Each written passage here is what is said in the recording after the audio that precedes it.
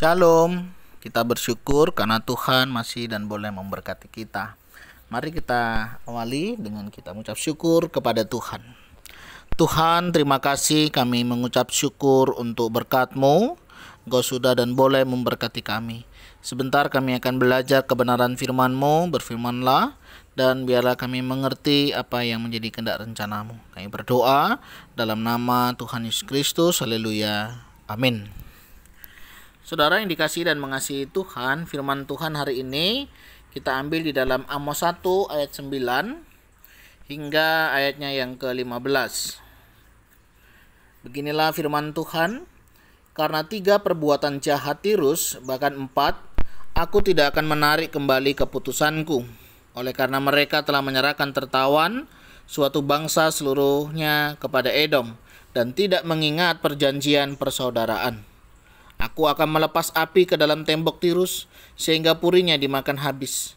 Beginilah firman Tuhan, karena 3 perbuatan jahat Edom, bahkan 4, aku tidak akan menarik kembali keputusanku, oleh karena ia mengejar saudaranya dengan pedang dan mengekang belas kasihan, memendamkan amarahnya untuk selamanya dan menyimpan gemasnya untuk seterusnya. Aku akan melepas api ke dalam Teman, sehingga puri Bosra dimakan habis. Beginilah firman Tuhan, karena 3 perbuatan jahat Bani Amon, bahkan 4, aku tidak akan menarik kembali keputusanku, oleh karena mereka membelah perut perempuan-perempuan hamil di Gilead, dengan maksud meluaskan daerah mereka sendiri. Aku akan menyalakan api di dalam tembok Raba, sehingga purinya dimakan habis, diiringi sorak-sorai pada waktu pertempuran, diiringi angin badai pada waktu puting beliung, dan raja mereka harus pergi sebagai orang buangan, ia bersama-sama dengan pembesar-pembesarnya. Firman Tuhan. Amin. Demikianlah firman Tuhan, mari kita merenungkannya. Saudara yang dikasihi dan mengasihi Tuhan, kalau kita melihat bagian ini, paling tidak ada beberapa pelajaran yang bisa kita ambil.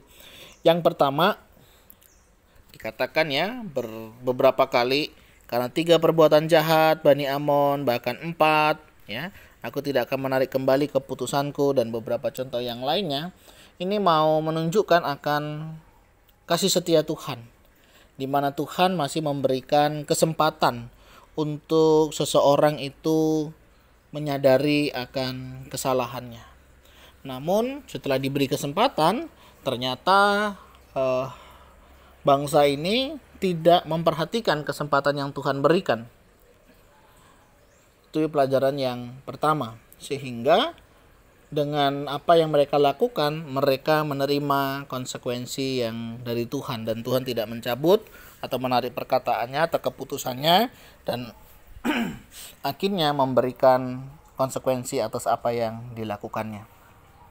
Dalam kehidupan kita seringkali Tuhan juga sudah memperingatkan kita untuk kita mungkin bertobat, ya, meninggalkan kehidupan yang tidak baik, dan seharusnya kesempatan pertobatan itu dapat kita gunakan dengan sebaik-baiknya. Nah, saudara, mari kalau ada sesuatu yang sudah Tuhan peringatkan mungkin bahkan sampai beberapa kali, mari kita minta Tuhan berikan kepekaan, kesadaran, sehingga kita boleh menyadarinya. Pelajaran yang kedua, ini beberapa kata kita temukan ya, persaudaraan, dan kemudian ada yang hamil dibelah perutnya. Kemudian tujuannya hanya untuk meluaskan ya wilayahnya. Bagian ini mengingatkan akan ketamakan manusia. Hanya demi keangkuhan diri, demi kepuasan diri, rela mengorbankan saudaranya, bahkan melakukan hal-hal yang tidak sewajarnya.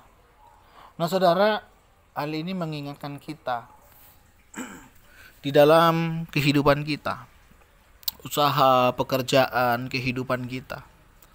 Adakah di antara kita yang mengerjakan segala sesuatu dengan cara menghalalkan segala cara, walau mengorbankan keluarga, mengorbankan orang-orang yang kita kasihi, bahkan keluarga kita? Jangan hanya gara-gara ego kita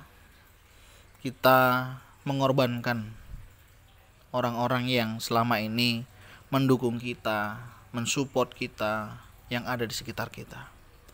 Banyak orang bekerja untuk keluarga.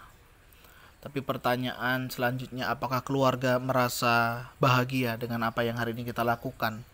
Dengan kita tidak memberikan waktu, tidak memberikan ruang untuk anggota keluarga kita. Nggak salah saudara bekerja banting tulang keras, ya, tidak salah.